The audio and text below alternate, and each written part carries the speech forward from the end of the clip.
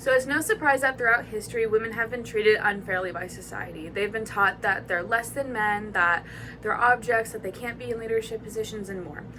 And these lies are still evident today, including in the church. Now, my parents are missionaries, and I've been on itineration with them quite a few times, so I've been to many, many churches, yet I've only seen one woman as a lead pastor. I have seen many women in children's pastors positions and worship pastor positions, and if their husband is the lead pastor, I've seen them as an associate pastor. Yet I know many women who have the qualities that are capable to lead as a lead pastor. Yet why aren't there many women doing this? Is there something in the Bible that says that they shouldn't, or is this just something that society has made up? Personally, I believe that this is a society-made thing and that the Bible is not against women having leadership positions in the church. So first, I'd like to look at how Jesus treats women in the gospel. So Jesus constantly interacted with women in his time on earth. It was highly against societal standards for him to do so, yet he still spoke to them. So, for example, he spoke to the Samaritan woman at the well in John 4, and he also spoke to Mary Magdalene about his resurrection and confided in her in John 20.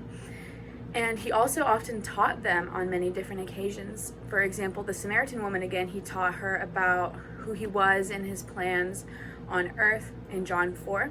And he also encouraged Mary and Martha to listen to his teachings in Luke 10. Now, Jesus also often empowered women by taking care of them. So there are multiple different occasions where he's healed different women, including in Luke 8 verses 1 through 3, when he healed many women of demons and then used them for his will. He also healed a woman on the Sabbath who was crippled by evil spirits in Luke 13. Now, he also protected them and empowered them by protecting them from the Pharisees' humiliation and embarrassment. So he protected the woman in Bethany from the Pharisees' embarrassment when she poured expensive perfume on his head.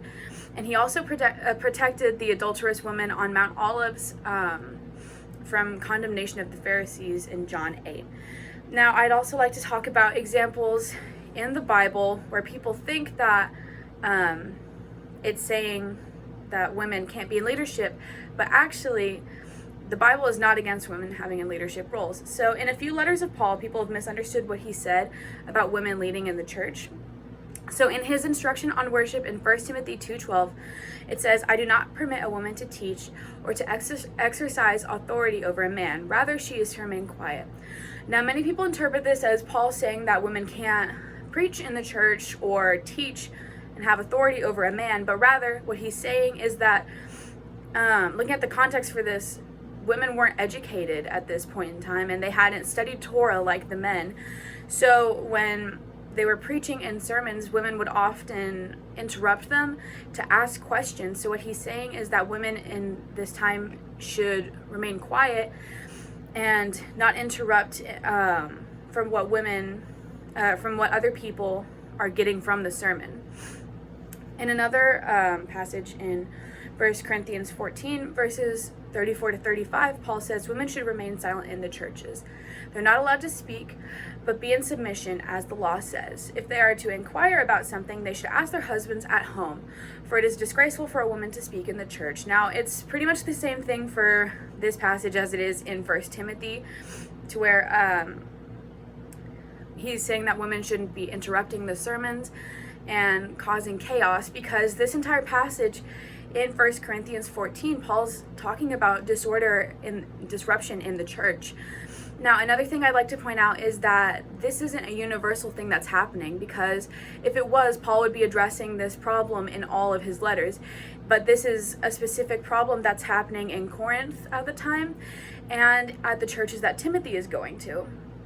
So he's not saying that women cannot preach in the church. Rather, he's addressing the problems in the specific churches where women are causing disruption. Now, God has also blessed many women with gifts to lead. So it's evident that women should be able to do so. So first, he created both man and woman in his image, as it says in Genesis 1:27. And if he created them both equally in his image, then he isn't going to bless one with gifts and one without. Now, the Bible discusses that women will be given gifts. In the prophecy in Joel 2, verses 28 through 29, it says that women will be given gifts of the Spirit as well as men. And in 1 Peter 4:10, it talks about how we should be using our gifts to glorify God.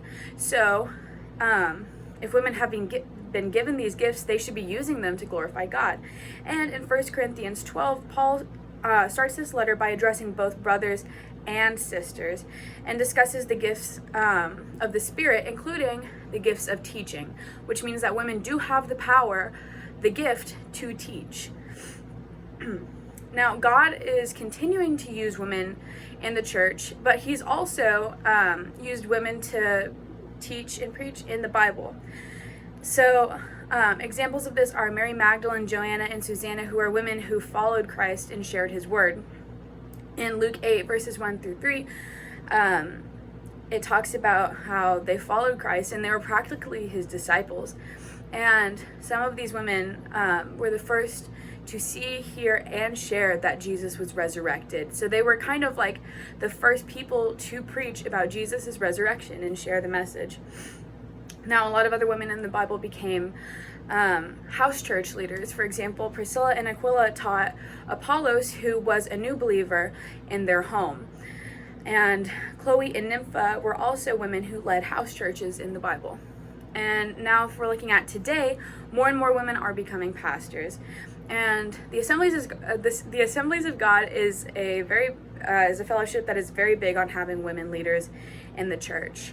Agnes Osmond was a woman of the Assemblies of God who spoke in tongues many years ago and sparked a Pentecostal movement.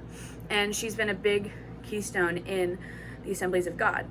And in 2019, the Assemblies of God had elected the very first woman in the executive leadership position, who is Donna Barrett. She is now the General Secretary of the Assemblies of God. And before this, she was actually a lead pastor in Rockside Church. Now, there are other fellowships and denominations who allow women to lead. It's not very common in this day and age, but there are Presbyterians and Episcopalians modern Presbyterians and Episcopalians who are supportive of women in leadership. But this is only really a new movement, and it's only now starting to happen, really, in most denominations and fellowships.